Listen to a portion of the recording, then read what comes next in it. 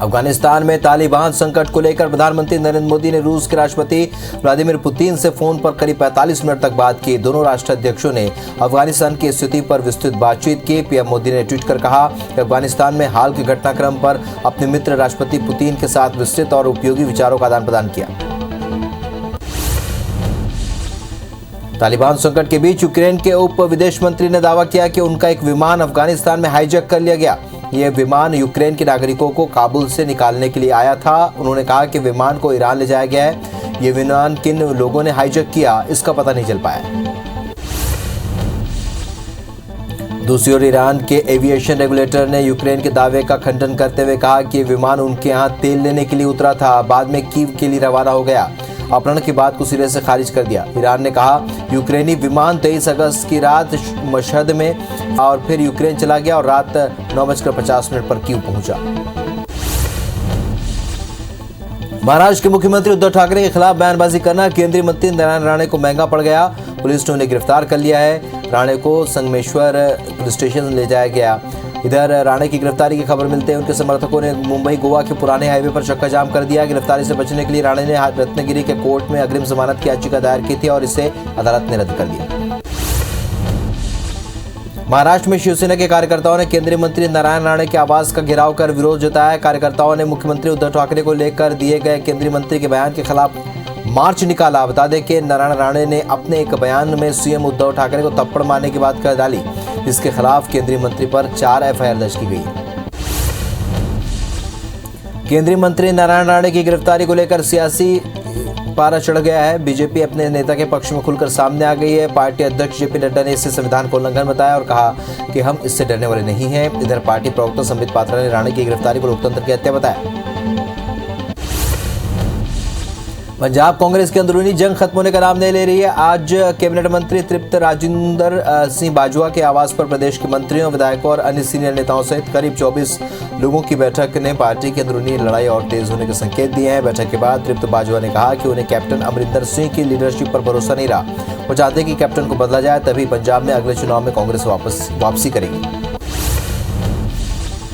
एक बार फिर सोनू सूद की चुनाव में एंट्री की खबर सोशल मीडिया पर वायरल हो रही है। एक ट्विटर अकाउंट से पोस्ट किया गया है जिसमें कहा गया कि कांग्रेस सोनू सूद को महाराष्ट्र में 2022 चुनाव में मेयर उम्मीदवार के तौर पर उतार सकती है। बाद में सोनू सूद ने इस ट्वीट को शेयर करते हुए जवाब दिया कि ये सच नहीं है, मैं बतौर आम आदमी ही खुश हूँ। दिल्ली में केंद्रीय सड़क परिवहन एवं राजमार्ग मंत्री नितिन गडकरी ने इंफ्रास्ट्रक्चर कमेटी के 9वें समूह के साथ बैठक की। इस दौरान उनके साथ केंद्रीय नागरिक उड्डयन मंत्री ज्योतिरादित्य सिंधिया और रेल मंत्री अश्विनी वैष्णव भी मौजूद रहे। नागपुर में मल्टी मोड हैंड ग्रेनेड की हैंडिंग ओवर सेरेमनी में रक्षा मंत्री राजनाथ सिंह शामिल हुए। इस दौरान उन्होंने कहा, रक्षा क्षेत्र के लिए यह ऐतिहासिक दिन है। आत्मनिर्भरता की दिशा में यह हमारे भारत की एक बहुत ही बड़ी उपलब्धि है।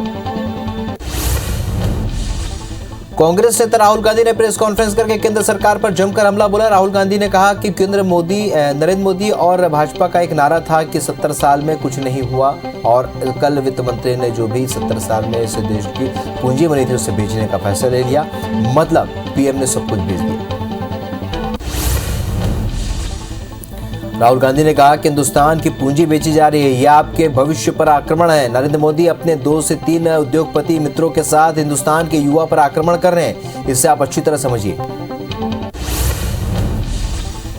बिहार में पंचायत चुनाव की अधिसूचना जारी कर दी गई है। आज से आचार संहिता लागू हो गई है। 24 सितंबर को प्रथम चरण का चुनाव होगा, वहीं दूसरे चरण का चुनाव 29 सितंबर को, तीसरे चरण का मतदान 8 अक्टूबर को, चौथे चरण का चुनाव 20 अक्टूबर को, 24 अक्टूबर को पांचवें चरण का मतदान होगा। जम्मू कश्मीर के सोपोर मुठभेड़ में 3 आतंकवादी मारे गए। सुरक्षा बलों ने हथियार और गोला बारूद बरामद भी किया है। वहीं ऑपरेशन खत्म हो गया है। बता दें कि जम्मू कश्मीर में लगातार आतंकवादियों के साथ मुठभेड़ हो रही है, जिसको सुरक्षा बल लगातार मुंहतोड़ जवाब दे रहे हैं। अफगानिस्तान में फंसे बाकी भारतीयों को लाने के लिए भी तैयारियां की जा रही है। केंद्रीय मंत्री हरदीप सिंह पुरी ने कहा है कि मैं प्रधानमंत्री को धन्यवाद करना चाहता हूं, जिन्होंने रेस्क्यू ऑपरेशन चलाकर अफगानिस्तान मुश्किल में हमारे भाइयों को लाना संभव बनाया। केंद्रीय मंत्री हरदीप सिंह पुरी काबुल से आए। श्री गुरु ग्रंथ साहिब के 3 स्वरूप दिल्ली एयरपोर्ट से बाहर लेकर आए। श्री गुरु ग्रंथ साहिब के 3 स्वरूप काबुल से फ्लाइट में भारत लाए गए हैं। हरदीप सिंह के साथ केंद्रीय मंत्री धर्मेंद्र प्रधान भी मौजूद रहे। इस दौरान अफगानिस्तान से वापस आए लोगों ने पीएम मोदी को धन्यवाद दिया। मध्य प्रदेश के राज्यपाल मंगूभाई पटेल एक दिवसीय दौरे पर राजस्थान के सांची पहुंचे, जहां पर उन्होंने सांची स्तूप का भ्रमण किया। इस दौरान सांची स्तूप के गाइड ने राज्यपाल को स्तूपों के इतिहास के बारे में बताया, जहां पर राज्यपाल के साथ कलेक्टर उमा शंकर भार्गव और एसपी मोनिका शुक्ला भी मौजूद हैं। दिल्ली में राहुल गांधी से सीएम भूपेश बघेल और स्वास्थ्य मंत्री टीएस सिंहदेव ने मुलाकात की। इस दौरान प्रदेश प्रभारी पीएल पुनिया भी मौजूद रहे। करीब 3 घंटे तक चली बैठक के बाद मीडिया से बातचीत करते हुए प्रदेश प्रभारी पीएल पुनिया ने कहा कि छत्तीसगढ़ में नेतृत्व परिवर्तन के मुद्दे पर कोई चर्चा नहीं। सीएम भूपेश बघेल और सिंहदेव के दिल्ली दौरे पर नेता प्रतिपक्ष धर्मलाल कौशिक ने कहा कि दिल्ली में बैठक खत्म हो गई, लेकिन अंतर्कलह खत्म नहीं हुई है। पूर्व सीएम रमन सिंह ने कांग्रेस पर तंज कसते हुए कहा है, कांग्रेस नेतृत्व को फैसला लेना है, हम तो दर्शक दीर्घा में बैठे हुए लोग हैं। कांग्रेस नेताओं की दिल्ली में बैठक पर पूर्व सीएम रमन सिंह ने ट्वीट कर कांग्रेस पर तंज कसा, जिस पर पलटवार करते हुए मंत्री रविंद्र चौबे ने कहा कि पहली बार रमन ने अपनी सच्चाई स्वीकार की है कि जनता ने उन्हें दर्शक दीर्घा में बैठाया है। 2 साल बाद रमन को फिर ट्वीट कर बताना पड़ेगा कि उन्हें दर्शक दीर्घा से भी बाहर कर दिया गया है। खजुराहो सांसद विष्णु दत्त शर्मा ने उच्च शिक्षा मंत्री मोहन यादव के साथ राजनगर विधानसभा अंतर्गत 8 करोड़ की योजनाओं का शिलान्यास किया। वहीं कार्यक्रम के दौरान उच्च शिक्षा मंत्री ने खजुराहो को शिक्षा के क्षेत्र में हब बनाने की बात कही। उन्होंने कहा कि देश भर के छात्र पढ़ने के लिए खजुराहो आएंगे। मध्य प्रदेश में 1 सितंबर से नए सत्र की शुरुआत के साथ ही शैक्षणिक संस्थानों में ऑफलाइन कक्षाएं शुरू होनी है, लेकिन अब भी 20% शिक्षकों ने वैक्सीन नहीं लगवाई है, जबकि शासन ने सरकारी, निजी, अनुदान प्राप्त कॉलेज और विद्यालय को 100% वैक्सीन लगवाने के लिए आदेश जारी किया है। मध्य प्रदेश में पटवारी और सरकार के बीच टकराव थमता नजर नहीं आ रहा है। बीते 14 दिन में मध्य प्रदेश के पटवारी वेतन संगति दूर करने के लिए अपने 3 सूत्री मांगों को लेकर हड़ताल पर है। पटवारियों ने कहा है कि उन्हें आश्वासन नहीं बल्कि लिखित में चाहिए, तभी वो हड़ताल खत्म करेंगे। इसके चलते 56 विभागों का काम रुका पड़ा है। जातिगत गणना को लेकर अब राजनीतिक दलों के साथ साथ समाजों की आवाजें भी बुलंद होने लगी है और इसी कड़ी में यादव समाज के लोग सैकड़ों की संख्या में ग्वालियर कलेक्ट्रेट पहुंचे, जहां पर उन्होंने प्रदर्शन करते हुए पीएम नरेंद्र मोदी के नाम ज्ञापन सौंपकर जातिगत गणना की मांग की। पुसौर ब्लॉक में प्रस्तावित नया रायगढ़ प्रोजेक्ट प्रभावित किसानों की मुश्किलें कम नहीं हो रही है। प्रोजेक्ट से प्रशासन ने भले ही हाथ खींच लिया हो, लेकिन जमीनों की खरीदी बिक्री पर लगा प्रतिबंध अब भी बरकरार है। इसे लेकर संघर्ष मोर्चा ने जिला प्रशासन को पत्र लिखकर जमीन मुक्त कराने की मांग की है। लोरमी के ब्लॉक कांग्रेस कमेटी के अध्यक्ष पर अपने साथियों के साथ मिलकर पीडब्ल्यूडी रेस्ट हाउस में तोड़फोड़ करने का आरोप लग रहा है, जिसके खिलाफ रेस्ट हाउस के चौकीदार और स्टाफ रिपोर्ट दर्ज कराने के लिए पहुंचे। इस पर पुलिस ने मामला दर्ज कर जांच करने की बात कही है।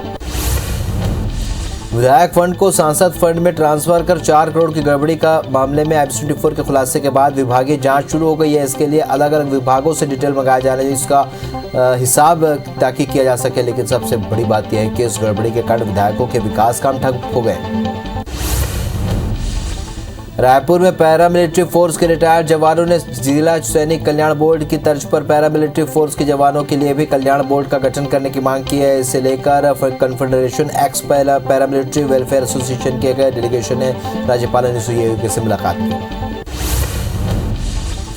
मध्य प्रदेश में किसानों से समर्थन मूल्य पर खरीदे जाने वाले अनाज के खराब होने के मामले पर हाईकोर्ट ने गंभीरता दिखाई है। जनहित याचिका पर सुनवाई करते हुए जबलपुर हाईकोर्ट ने राज्य सरकार से जवाब मांगते हुए अनाज के भंडारण का एक्शन प्लान कोर्ट में पेश करने का आदेश दिया है। मामले पर अगली सुनवाई 13 सितंबर को होगी। FCI रायपुर और महासमुंद डिपो के परिवहनकर्ताओं को बहुत ज्यादा भुगतान कर दिया गया था। दोनों डिपो को करोड़ों रुपयों का भुगतान किया गया था। मामले में आज बिलासपुर हाईकोर्ट ने दायर याचिका पर ट्रांसपोर्टरों को भी पक्षकार बनाने का आदेश दिया। अब मामले में 4 हफ्ते बाद सुनवाई होगी। दमोह के सिंधी कैंप में शासकीय भूमि पर अवैध अतिक्रमण कर बनाए गए मकान को जिला प्रशासन ने जमींदोज कर दिया। हाईकोर्ट के आदेश पर SDM भाव्या त्रिपाठी और तहसीलदार बबीता राठौर सहित पुलिस बल ने मौके पर पहुंचकर अतिक्रमण हटाने की कार्रवाई की। सुकमा के कन्हाईगुड़ा के जंगलों में सुरक्षा बलों को बड़ी सफलता हाथ लगी। यहां पर हुई मुठभेड़ में 2 नक्सली ढेर कर दिए गए हैं। 5 लाख का इनामी नक्सली LOS कमांडर कवासी हुंगा और 1 लाख का इनामी नक्सली जनमिलिशिया कमांडर सोयम बजारी ढेर हुआ। सुकमा SP सुनील शर्मा ने मुठभेड़ की पुष्टि की।